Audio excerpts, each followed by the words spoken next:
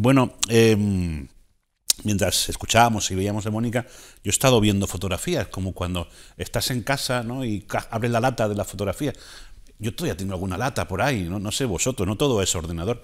Y he encontrado, bueno, me han traído un manojo de fotografías que la verdad es que me han emocionado, porque me han devuelto a alguien que nos dejó hace 5 años y que estos días, mañana, se va a recordar en Almería. Una mujer, lo estábamos comentando aquí, es ejemplo de entrega, ejemplo de sacrificio, ejemplo de generosidad, en definitiva.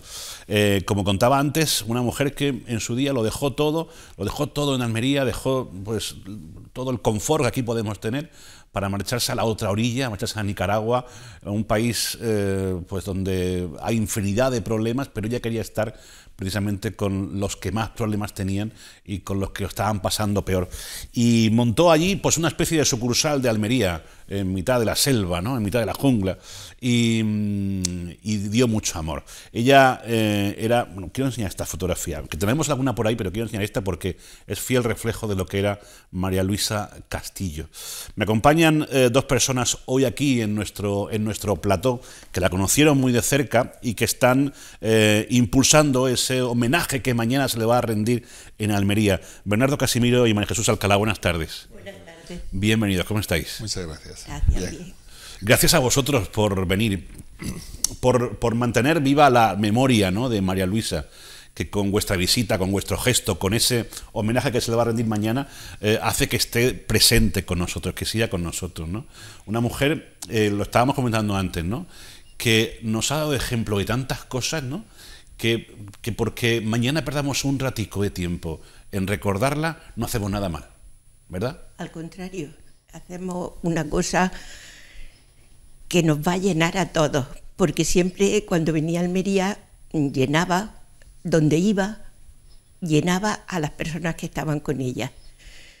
Yo tuve la suerte de estar con ella también allí en Nicaragua durante un mes, y ese mes yo lo calificaba como unos ejercicios espirituales vivientes, de ver cómo se entregaba, cómo cuidaba a todos, cómo la querían, y en fin, llevando a Almería allí, porque en aquella época se inauguraron una serie de servicios, un lavabo, un servicio apoyado por la Diputación de Almería, y entonces acababan de terminar y lo entregamos a esas personas.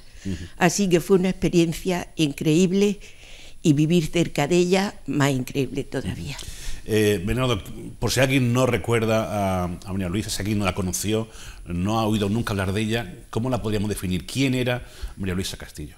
Bueno, pues en principio María Luisa Castillo pues era una persona más, con su ideal de su familia, su carrera universitaria, estudió en Granada, hizo licenciatura en química, fue profesora aquí en la Compañía María, después en el Estela Maris, y poco a poco pues estaba incorporada en su parroquia, en Santa Teresa, después en algunas colaboraciones en otras parroquias, y poco a poco pues fue encontrándose con esta llamada de servir a la Iglesia y de amor por los pobres, hasta que don Rosendo pues la nombró directora de Cáritas.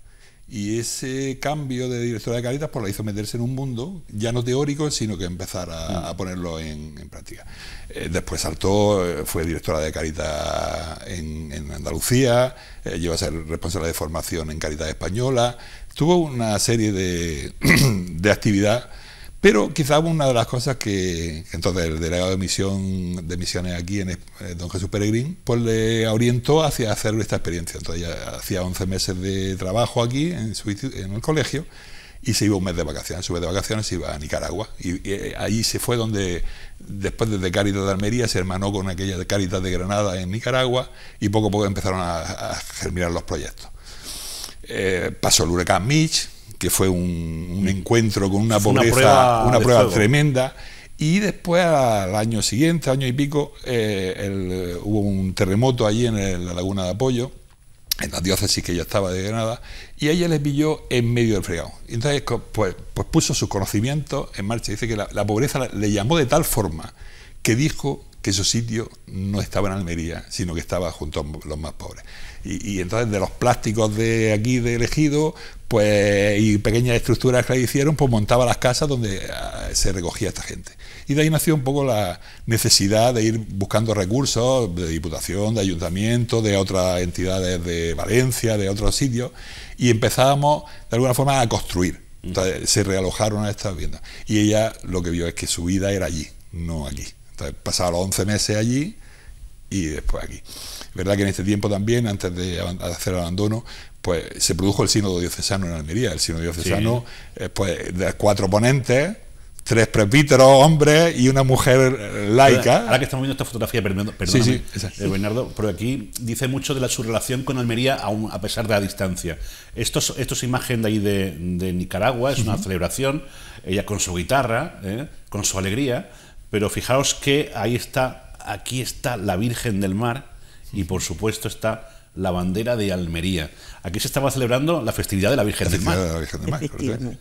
Los niños, todas las comunidades que ella atendía, que podían ser 10 o 11 durante el fin de semana, todas se sabían el himno de la Virgen del Mar mejor que yo, porque, con lo cual, claro, ella allí fue después directora de Cáritas también diocesana en la diócesis de Granada, el obispo la nombró directora, también una extranjera, mujer, en un ambiente complicado. Ella ha ido rompiendo moldes en este sentido y sin embargo, pues, claro, esa vocación suya a la maternidad y a la familia, pues se vio truncada, porque ella era una mujer como tantas otras que su novio, cuando estaban preparándose para casarse, se mató viniendo, daba clases en Alicante y cuando venía a verla un viernes, si no recuerdo mal, pues en las curvas de Rioja, típicas de Rioja, pues dejó su vida allí.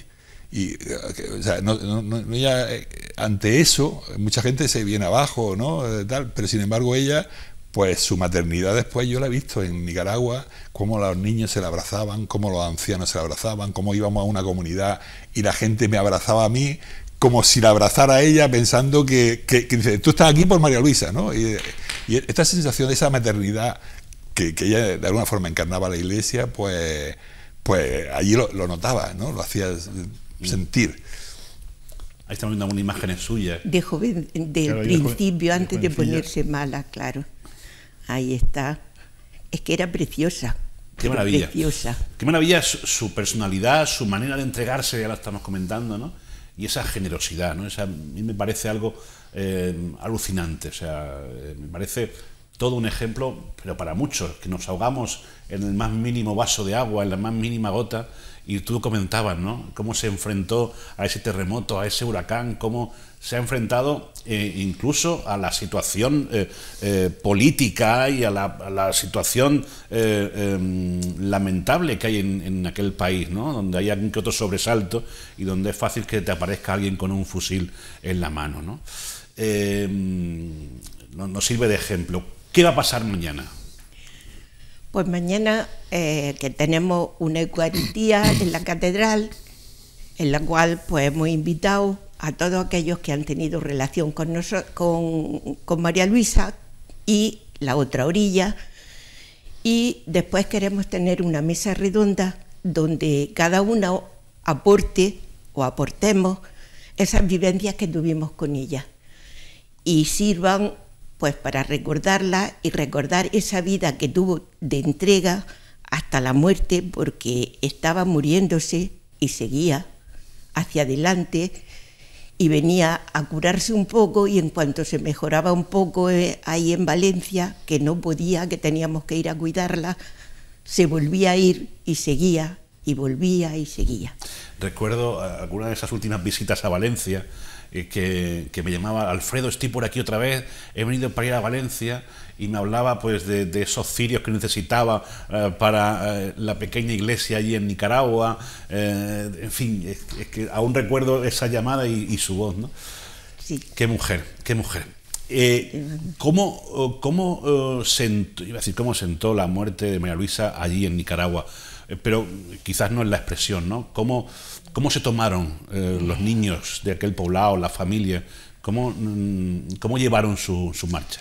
Claro, la última fase de María Luisa, ella vivió en un ex convento de religiosas que el obispo de Granada, don Jorge, le habilitó. Se rehabilitó un poco y al final tenía, de las comunidades que atendía, 20 y tantos niños que estaban escolarizados, que vivían allí en la casa.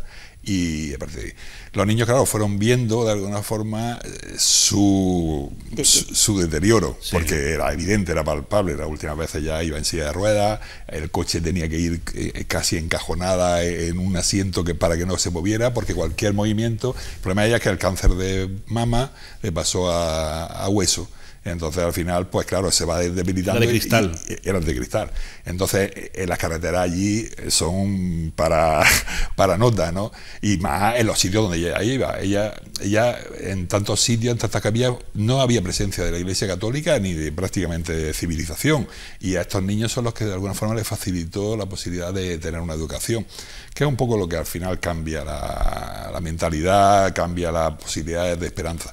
Entonces, ¿qué surgió allí? Pues claro, ellos lo vieron, pero la esperanza que se genera siempre, como cuando decía antes María Isabel, que se crea una vivienda, que se crea un barrio, que se crea un entorno de un centro social donde hay actividades, donde hay cursos de formación, como has visto en la fotografía, desde mecanografía, de bordado, de cualquier tipo de agricultura. Cajamar nos facilitó un terreno allí, teníamos una finca Cajamar, no sé si has podido alguna de las fotos de esas, y toda la población, una bomba de agua para poder regar. O sea, eso genera una esperanza en la gente, que nadie se acuerda de ello, pues que es tremendo. Entonces, claro, el perderse a ella pues significa perder este símbolo de esperanza que ella significaba. Pero bueno, ya sabes, nosotros hemos continuado la labor. Claro, yo pregunté, ¿y para vosotros qué?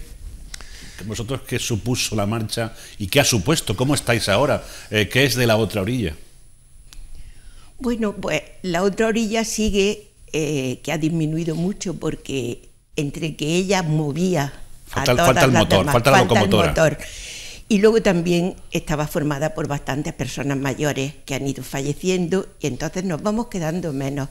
Pero ahí seguimos teniendo nuestra cadena de oración, que la tenemos los 17 de cada mes, siempre con nuestro conciliario o asesor pastoral que tenemos, don José Juan, que nos prepara una oración. Y teníamos que cada media hora estábamos divididos, de forma que se rezaba 12 horas en Nicaragua y 12 horas en Almería. Y nos apuntamos a esa media hora. Y seguimos haciéndolo, no con la exactitud que lo hacíamos cuando ella estaba, pero seguimos teniendo esa oración. Y luego pues seguimos manteniendo allí alguna capilla, y la idea es, cuando tengamos los medios, puesto que ella ha dejado toda la herencia de su padre, la ha dejado para los pobres de Nicaragua, y nos dejó a la otra orilla como encargados de que eso llegara allí. Ajá. Una vez que se resuelva eso, pues no sé si lo hemos comentado antes, queremos preparar becas, de forma que eso es lo que va a hacer que resurja un poco más una esperanza para aquellos niños, para aquellos muchachos. Y como tampoco es que sea una cantidad enorme, pero lo poco o mucho, llevarlo allá a Nicaragua, y nosotros mientras tanto pues seguimos aquí al pie del cañón haciendo lo que podemos. O sea que seguís la estela de María Luisa y seguís con su legado. Efectivamente, ellos allí ha dejado un legado.